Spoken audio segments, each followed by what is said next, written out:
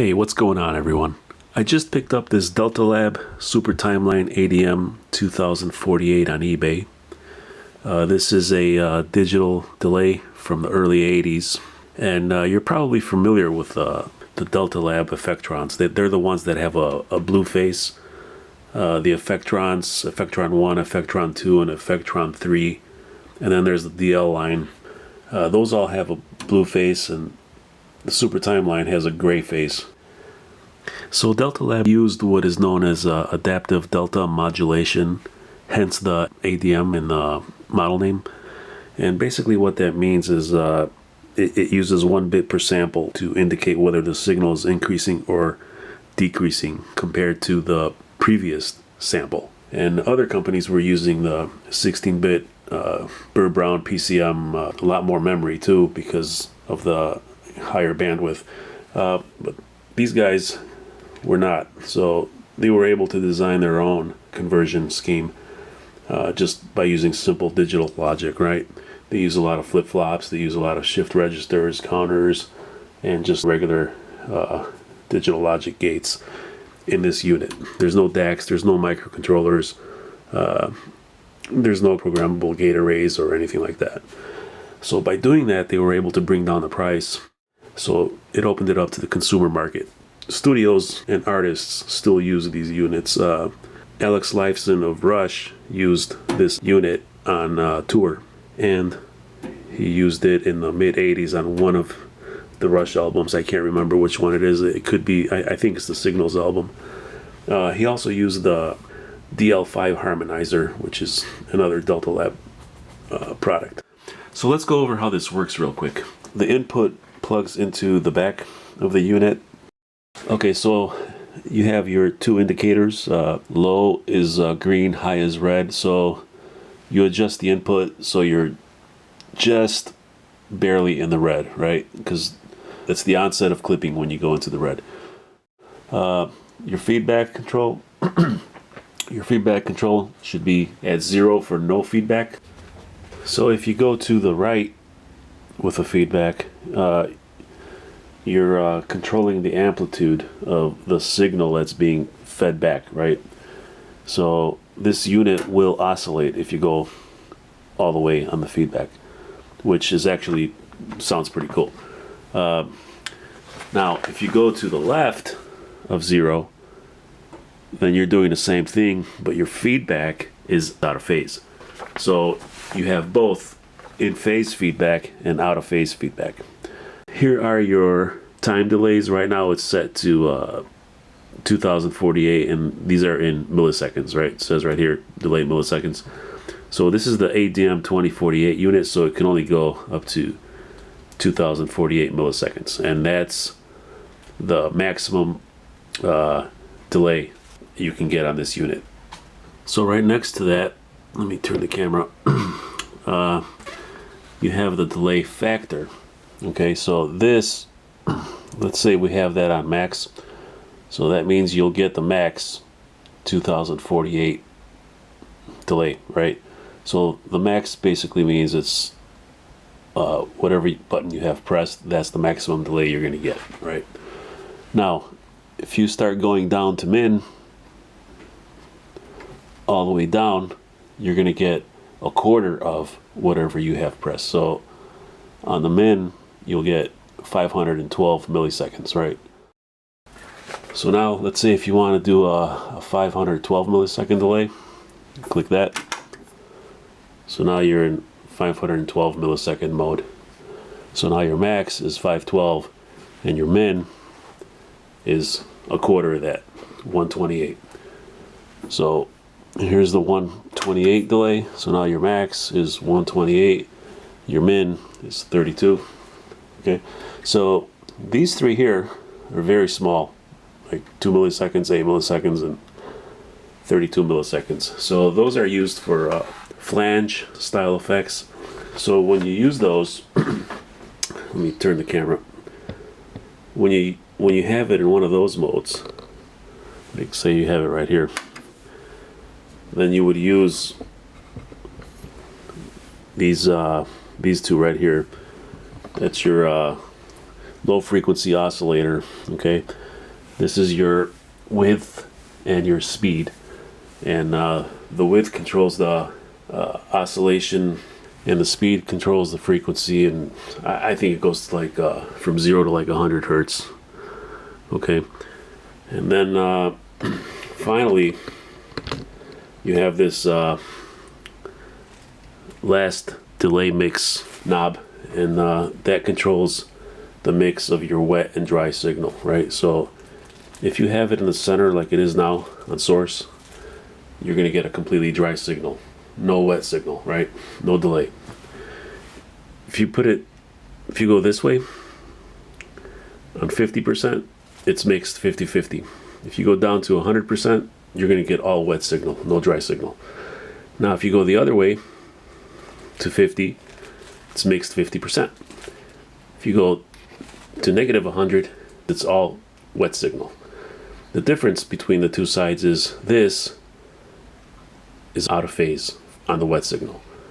So this side is out of phase, this side is in phase. So now let's look at this program section here. So basically what this is if you have something set here, let's say I have a flanger set 8 milliseconds, and I've got my low frequency oscillator set to whatever, and my feedback set somewhere. Okay, and I want to save those settings. So what you do is you click the right button right here, and then this light goes on, right?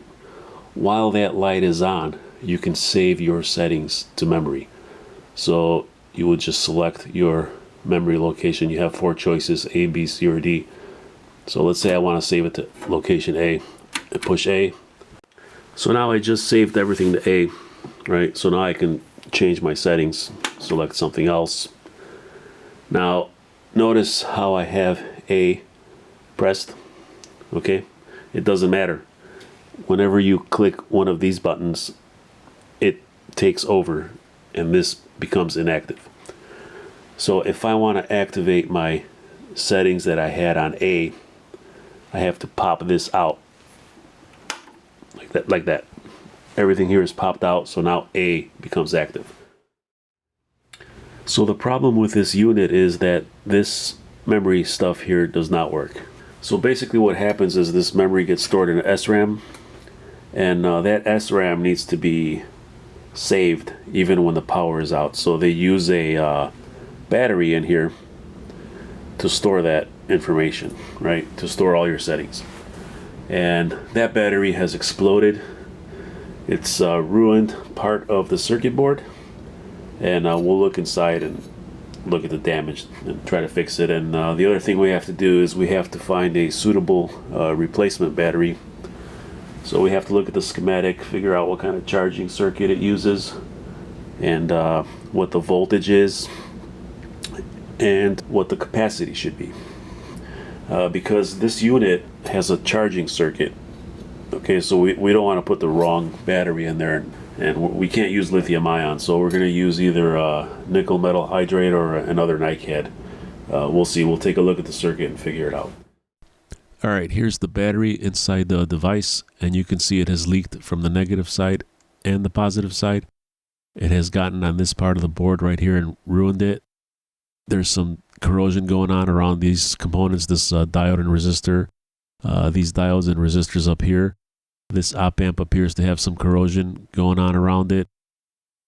These components look like they're okay, but this regulator here has some corrosion, and I'm willing to bet there's some corrosion under that capacitor also.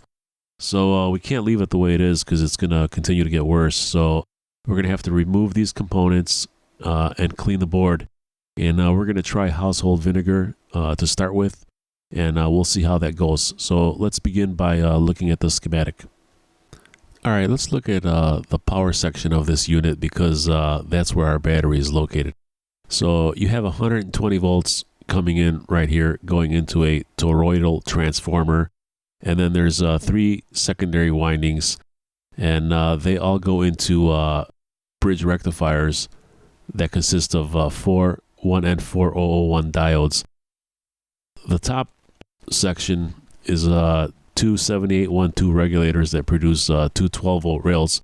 This rail is for the op amps, and this one goes to other circuits that need it. Now, these are 7812s, but you can't see it because of the page break, but that's what they are. The bottom section goes into two 7805s and produces 5-volt rails. And then this bottom rail here splits into two. This is where our battery is located, and this part of it right here is what trickle charges the battery. This is the battery we want to replace, and we'll get back to that in a minute. Let's look at this bottom rail here, because I thought this was pretty interesting. So this is the negative 12-volt rail for the op amps, and they used a 7812 positive regulator to create a negative rail.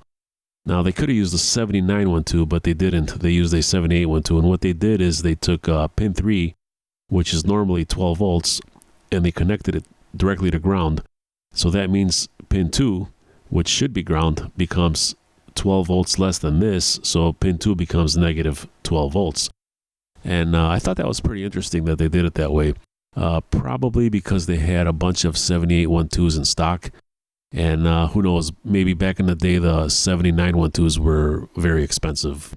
Getting back to our battery, what we need to do is figure out what the capacity of this battery that we want to replace is. So what we know is that this is a NiCad battery, and it's 3.6 volts. This is a trickle charge circuit. So when these batteries get trickle charged, it's recommended that they get trickle charged at 1/50th of the battery's capacity. Some manufacturers recommend 1/40th, but we're going to stick with 1/50th.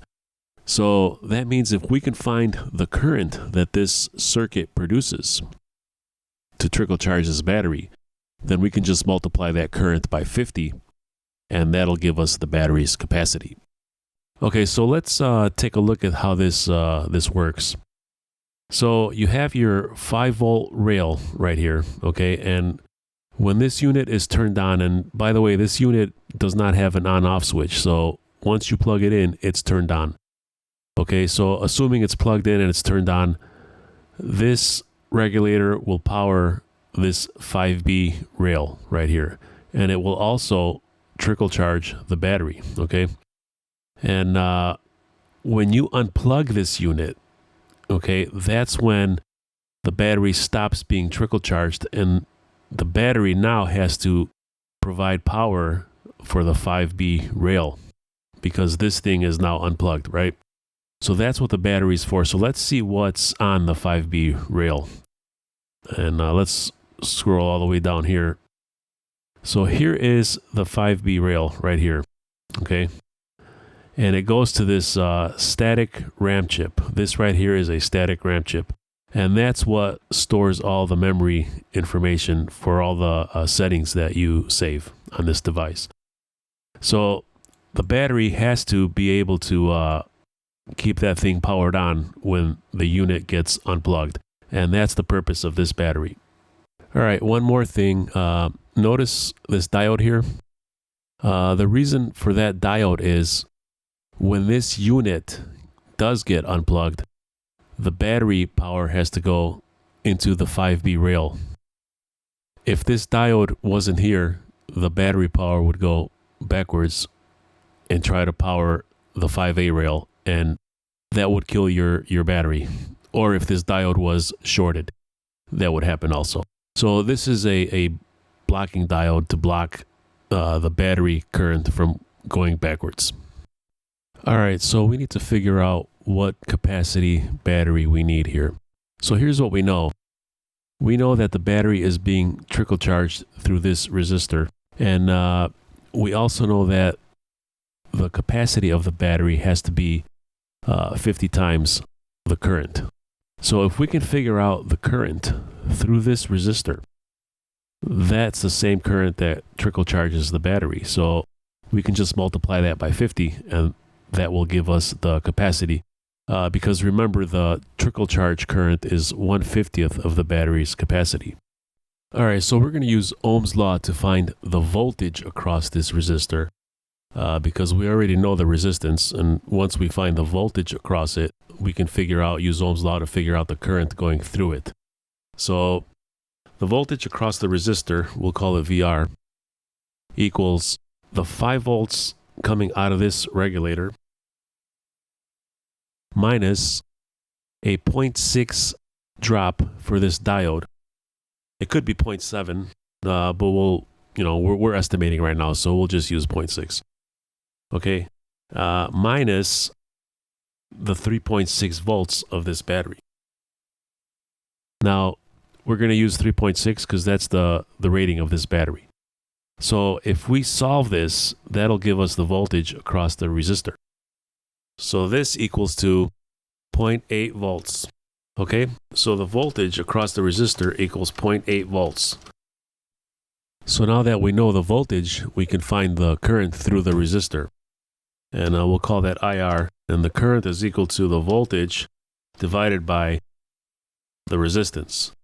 And that's equal to 0.01568.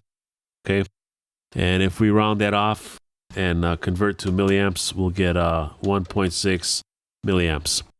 So the current going into the battery, the trickle charge current going into the battery will be 1.6 milliamps. So that means our capacity will equal to 1.6 times 50. And that is equal to 80 milliamp hours. So we need an 80 milliamp hour battery for this circuit. All right, one good thing about these types of circuits is that they are self-regulating.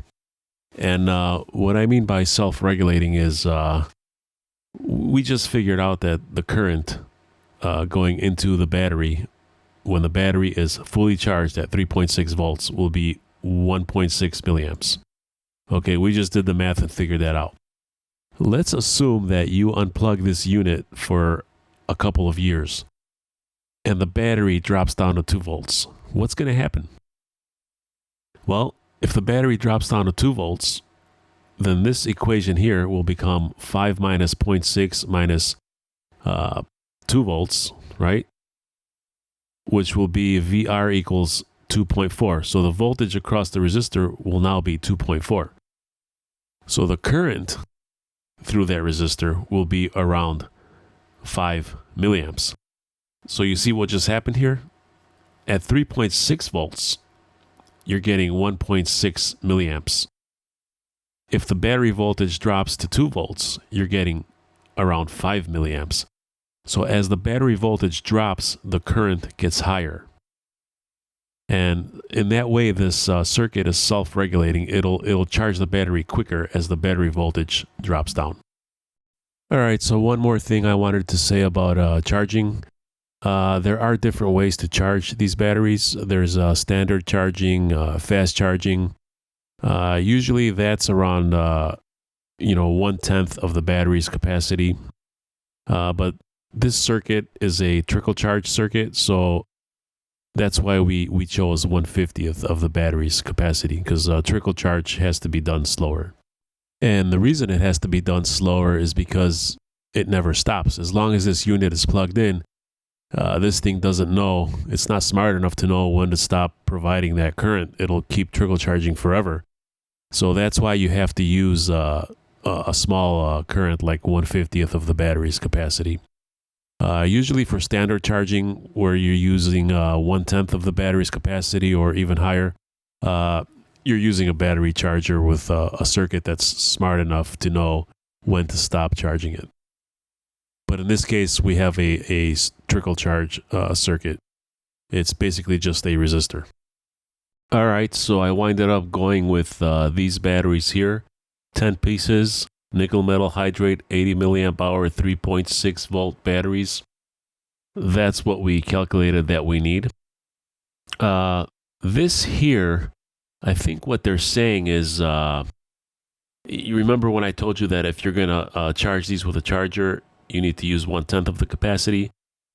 Well, this is an 80 milliamp hour battery, so what they're saying is 1/10 of the capacity is 8 milliamps. So if you charge it with 8 milliamps, it's going to take 14 hours to charge.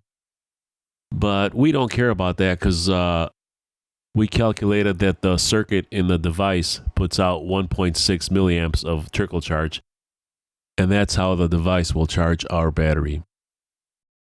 All right, I wanted to look at this static RAM that the battery is required to keep alive when the unit loses power. This datasheet is for a Harris, but I believe the one in our unit is a National Semiconductor, but it's the same thing. So this is a 4K by 1 CMOS static RAM, and let's look at the electrical characteristics. So what we need to look at here is the data retention supply current, and for our IC right here, it's 25 microamps. So this battery has to provide 25 microamps when power is lost in order to retain the data on this IC. Okay, and then looking down here, you can see the data retention voltage. The minimum can be 2 volts. So this battery can go down to 2 volts and it will still retain the data on this static RAM chip. Alright, so I've got the batteries. They came in finally. There's 10 of them. They all measure between 3.6 and 3.7 volts. And here's a close look. So they say nickel metal hydrate, 80 milliamps, 3.6, 8 milliamps, 14 hours. And here's the back and the connectors. Alright, so here's the entire board, and here's where the battery was. And the static RAM chip is all the way up here. This is the SRAM that gets powered by this battery. Alright, so let's take a look at what we saw in the schematic. So here's the positive of the battery. Remember, it goes through this resistor. So let's check the resistor. Okay, so 511 ohms. Schematic said 510, so that's close enough. And let's put it in continuity mode. And let's make sure that this battery is actually powering up this memory IC here. So we'll see if we have continuity here. And we do, so that's fine. Then the other thing I want to check is the diode, because remember, if this diode is shorted, 0.79, it appears to be okay. Remember, if this diode is shorted, it will drain the battery. Okay, all right, so those are measuring okay. So, and we have continuity from here to the chip, so we should be good. So let's just clean it up and fix it. Before we go on, let's take a look at the back real quick. Here's where the battery, the positive of the battery right here, and the negative is under here. There's no corrosion, so the back is fine. I winded up removing the components that had the corrosion on the legs. So here they are right here, and you can see the regulator here. There was corrosion on the through holes, and same with the capacitor. And here's the diode and the 510 ohm resistor where that supplies the current to the battery. Here is the op amp. That's all corroded.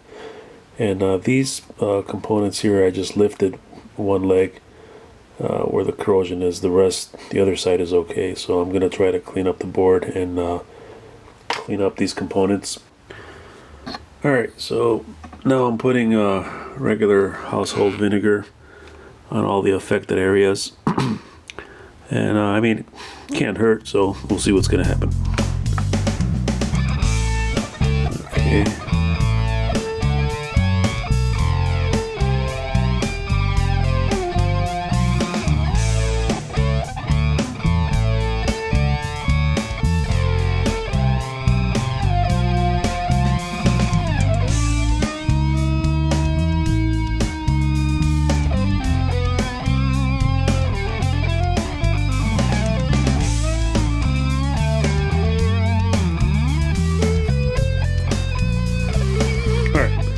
We'll let it sit there for a while, and we'll check it in a few minutes.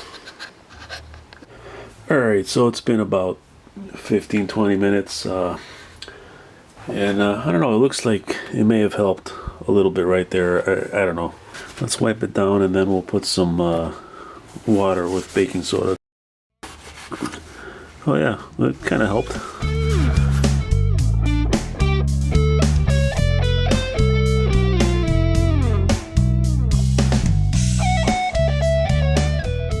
Alright, let's try I got a little bit of distilled water here with baking soda.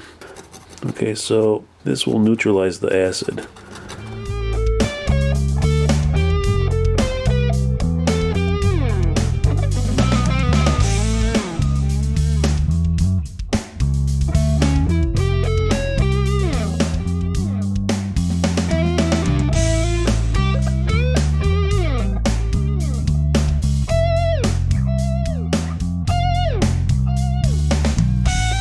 Alright, so yeah, it's a little bit better, but what I did is I stuck a little 220 grit sandpaper on my finger with double stick tape, and I'm just going to go around and sand it a little bit. We'll see what that does.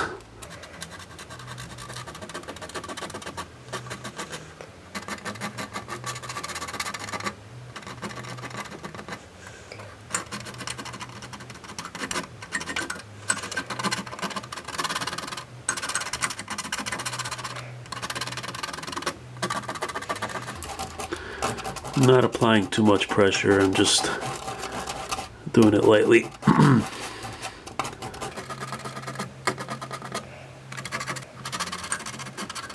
Alright, let's clean it up and see how it looks.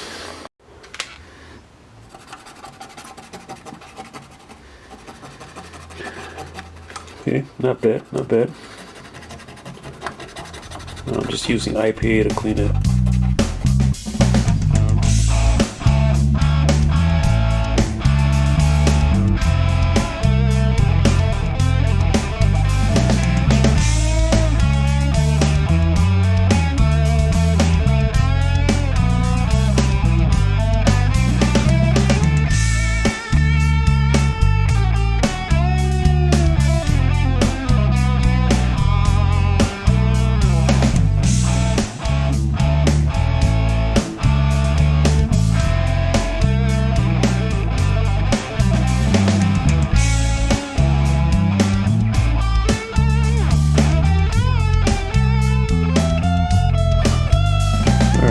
Well, that's as clean as we're going to get it.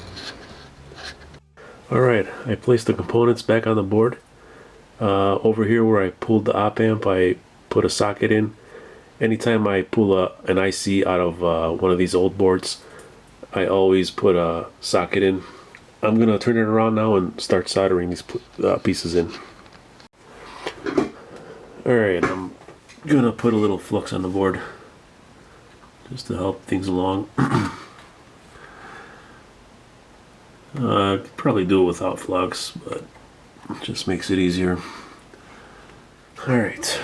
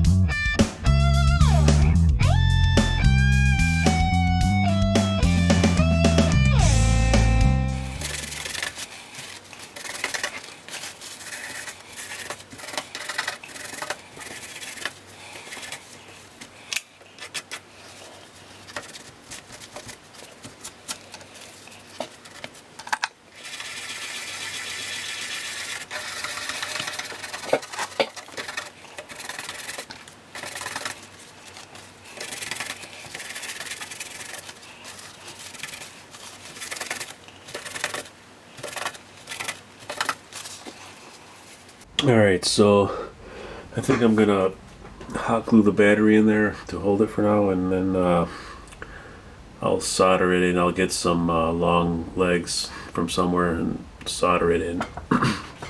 So let me just hot glue it really quick.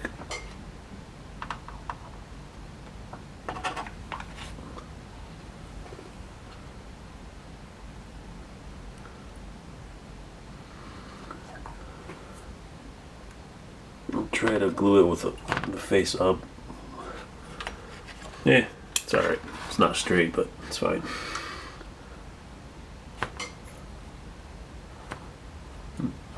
Okay, good enough.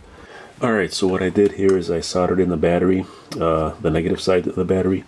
I used a 22 gauge wire, solid copper wire, and then I put one here too for the positive side, but I haven't soldered that to the battery yet because I want to stick the meter there and measure the current to see if our calculations were correct. Alright, so I got 2 meters. We're going to use this one to measure the current, and we're going to use this one to go around and measure some voltages. So right now the unit is powered off, so let me hook up a current meter here and measure the current going from the battery. Okay, so let's go to microamps. Okay, so we got 22 microamps. So the battery right now is powering the static RAM with 22 microamps. If you remember, we when we went over the data sheet, it said that the data retention current was between 15 and 25 microamps. So this will work to power that static RAM. Alright, so now I'm going to turn the unit on, and when I turn it on, the battery will no longer be powering that static RAM. The battery instead will be trickle charging from this 5-volt regulator right here. So the current will be going into the battery. So let me reverse these leads, okay, so we don't see a negative current. Okay, because when I turn it on, the current's going to be going this way into the battery. Okay, and I'm going to put this on milliamps because we expect to see 1.6 milliamps. So let's see what we got. Okay, well, it's a little above what we calculated. It's 2.2 milliamps, but it's going down. So let it go down, let it go into a steady state, and we'll come back and look at it. Alright, so it looks like it's gone down to 2 milliamps, and that's where it's settled. Now we calculated 1.6 milliamps so that we can charge the battery at 1/50th of the capacity. So 2 milliamps means we're charging it at 1/40th of the capacity.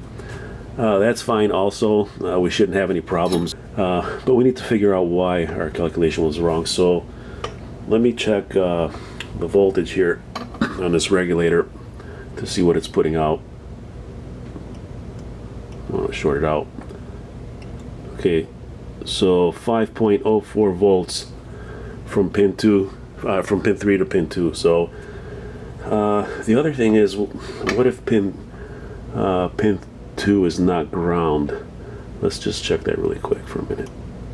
So if we go from pin 2 to the ground of the battery, aha, 5.7. Okay, let's go look at the schematic.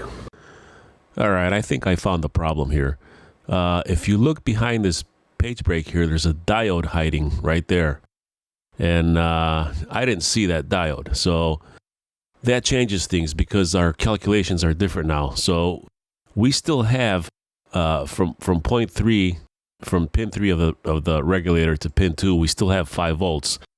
But pin 2 is not ground. Pin 2 has a diode before ground, so there's an additional 0.7 volts drop before ground. So that means pin 3 is sitting at 5.7 volts instead of 5 volts. So we have to redo our calculations. All right, so let's start with Ohm's law again. And this time I'm going to use, instead of 5 volts, I'm going to use 5.7 minus 0.6. Actually, I'm going to use 0.7 for the diode drop because we measured 5.7 between pin 3 and pin 2 on the actual device. So we'll assume that diode is 0.7. And then minus the battery voltage, which is 3.6.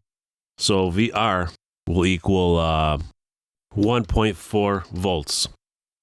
So that means the current through the resistor will be 1.4 divided by 510, and that will equal to 2.7 milliamps.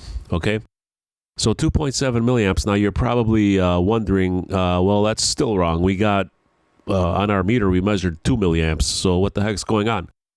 Well, technically, this is correct. What it is that these batteries, when they're being charged, they go a little higher than 3.6 volts. This can go up to 3.9, even 4 volts.